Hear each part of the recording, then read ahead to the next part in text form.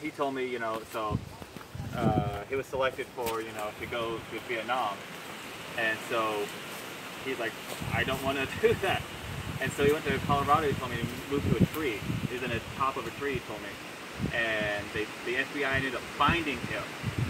Like, so they were at the base of the tree looking for him. They're like, Mr. Holmburg, we know you're up there. Hey, come down. He's like, no, I'm not coming down. You can't make me. And they're like, well, you can't stay up there forever. And he says, well, until then, I'll just be up here. He told me for 3 days he stood at the top. He was at the top of the tree with the FBI hanging out down there, waiting to take him off.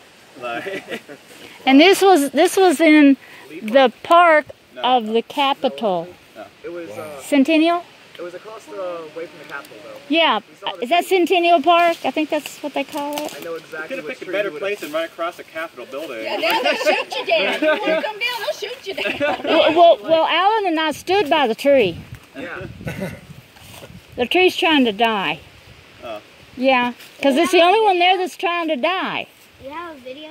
It's really Of that tree, Alan does. huge tree. It is. Show us. Yeah, we'll watch it later. It's somewhere. We'll watch it later. But that's what Dad did. But then he had got a job sweeping floors at Denver Airport. So he was paying Social Security. And then Social Security found out. They said, hey, that Holmburg guy is... Somewhere. Uh-huh. Somewhere in the airport. Uh-huh. So they came, and it was because he had got a job to support himself and reported it. They ran him down. Wow. And he had to go to the service for 2 years. But he never left the States, so I can't join the VFW post. Oh, really? I can join the Women's Auxiliary because of Jerry's service. But we can't join, now Wayne can because he was in. Right. He left the country. Jerry never left the States. Never did. Never did. Wow. They never deployed him. But it was that's what you call a Vietnam vet era veteran. Well, I didn't know that. Some of them didn't get deployed, and I think How do that. you trust him? Well, it's like you're just gonna go climb trees somewhere else. We're gonna send you where there's no trees, huh? We'll catch you. Jim was already there. I didn't know that. How many tours did you take to Vietnam? Just one. Okay. But anyway, that's why he didn't go, because Jim was already there. Okay. No. He had the same situation with Dempsey. Dempsey didn't Now, I leave thought the Jim country. did a lot of his in Europe, is that right? Yeah, but that's during Vietnam, Oh, okay. Jim was in Vietnam during the war. And David was in Vietnam during the I war. knew David was. And that's why Dempsey didn't go Really? to a war zone, because they only put one son per family. I didn't know that. I did not know that. They learned their lesson after World War II. We had whole Saving families. Private Ryan situations.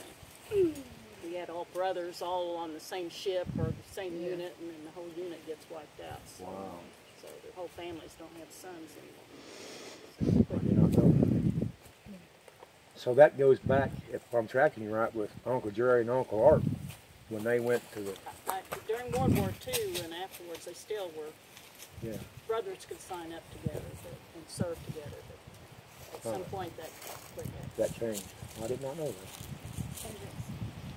Well, Dad, most everybody knows Dad was a hell of a baseball player. Could throw and hit damn good, as far as I could tell. But one day we went out to the diamond, baseball diamond, just me and him, and I was, pitching to him. He's like, I can probably, put one dead on you. I'm like, yeah, whatever. So I just kind of lobbed the ball, and I just kind of have my glove out here, and sure enough, Dad hits it. Boom! Right between my eyeballs. I remember when I came up laughing and said, "I told you." what happened? What happened when y'all went to collect mistletoe? Oh yeah, I collect mistletoe. I fell out of a tree and busted my eye pretty bad. We sent him to look for mistletoe, but I thought Jerry was smart enough not to let Wayne climb a tree, and Wayne's like 5. Oh my! Yeah, and I figured Jerry would skinny the tree to get the mistletoe, because mistletoe. Well, yeah, it's way up there. Yeah, and so he comes back and he goes, I got to take Wayne to the hospital. He has a concussion. Why does he have a concussion? How does mistletoe hurt you? Fell out of a tree. He fell out of the tree and there was a pipe. Oh my Oh my gosh. And he hit it. And he spent the night in Children's Hospital. Wow. I got to meet some Dallas Cowboys players and cheerleaders though when I was at the hospital. But it's like I think that's the last time we sold any mistletoe. This is how he messed up his hand. Oh. The tiger. Yeah, the tiger. So apparently there was a tiger loose that got loose from the Tulsa Zoo, and there's a reward if you could. It's a circus. Circus, yes. Okay. And apparently. Wintered down there in southern Oklahoma every winter. Yeah, down at Hugo. Yeah. Hugo, yeah. It's a circus. So they show up, okay, and it looks like they lost a tiger, and so there's like a reward, and so he's like, I'm gonna go get that tiger. He did. Yeah. He packed up to leave To and go left. catch the tiger. One And weekend. That's my weekend off. I'm gonna go catch the tiger. Period. And he leaves, and it's like getting late, and he can't find the tiger. He's like, well, I'm gonna go see a tiger because I'm already way the heck out here. So he goes to the circus. He's like, hey, I was looking for your tiger. Like, oh hey. And so they go and they're talking, and he's talking to the guy, and they let him see pet their tigers that they have there that didn't get out.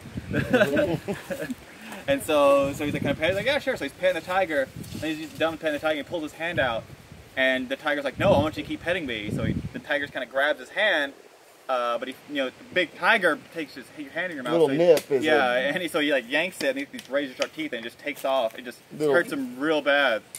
Oh. Yeah, and then he had a dimple in his hand for the rest of his life. Yeah. And so you get a phone call from him, and what did he say? He called me up and he goes, I need your sister's address because I'm driving with a Q-tip hand. And I go, why are you driving with a Q-tip hand? Well, because I've been at the Paris hospital and my hand's a Q-tip because I got bit by a tiger and I can't drive anymore. Not the tiger he was looking for. No. The one in the cage. In the cage.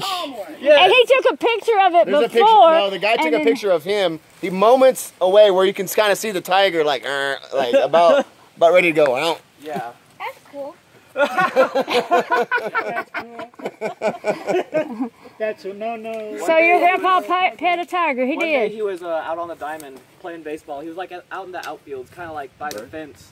And so he looked behind him, and he just kind of crouched down behind the fence, and he just put his glove up. Sure enough, bird flies right into his hand, right into his mitt. He was trying out for a baseball team. Yeah, not like a local league or whatever. Yeah. And the bird, was flying through the outfield, and he saw it, and he went up and got it right in the glove. and so they go and they're ranking everyone like, okay, you did this, and he's like, all right, and he's like, okay, and they come time to rank him and tell him what he did well, and he's like, no, I got something that will get me right on the team. Everyone's like, what? And he just puts his glove with the bird still in there like this. Everyone leans in, he lets it go, and the bird comes out. Everyone's like, ah! So he offered him the position actually because of that.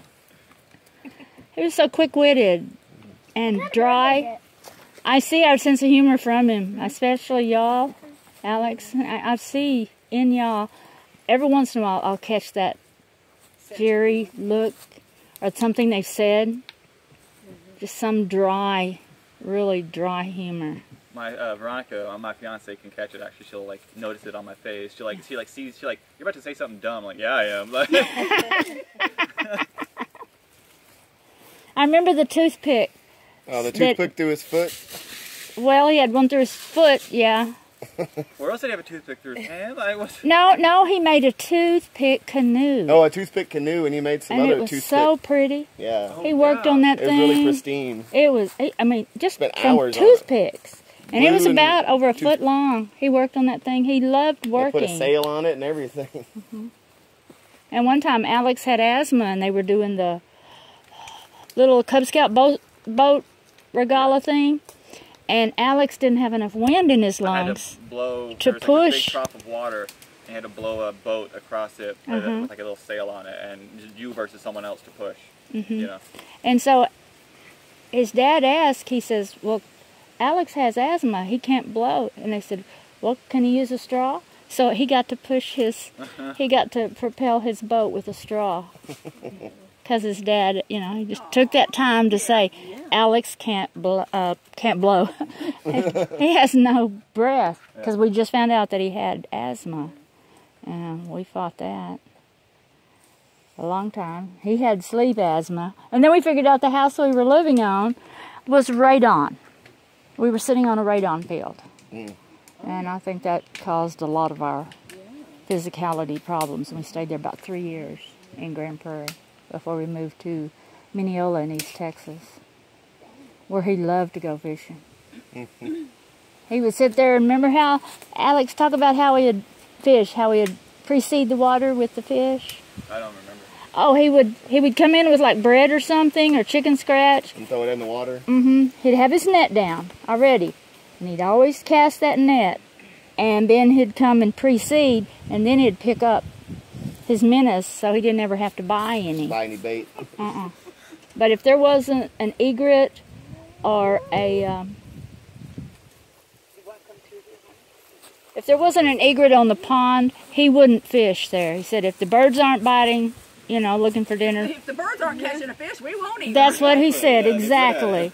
And I would see, and any egret I see now, there's fish in there. Yeah. There's Jerry's egret there. There's fishing, and I saw one. Like, there it is. There's his fishing. Because he always, the famous picture I have of him is a shadow of him at this lake at sunset. And he's standing at the end of this lake. And it's just so pretty because here's this tall ponderosa pine and then Jerry. And there's a small dock broken down. But he's on private property in Quitman, Texas. And it's just the prettiest picture. He loved to fish. He loved to fish. And ride his back. I wish I could fish. I got my fishing tackle in the car. Papaw, do you think you could lead us in a prayer? Have you put the ashes out? No, not yet. Why don't you put the ashes out and then I'll... Okay. Everybody, if you guys want to take a turn spreading the ashes, you're more than welcome.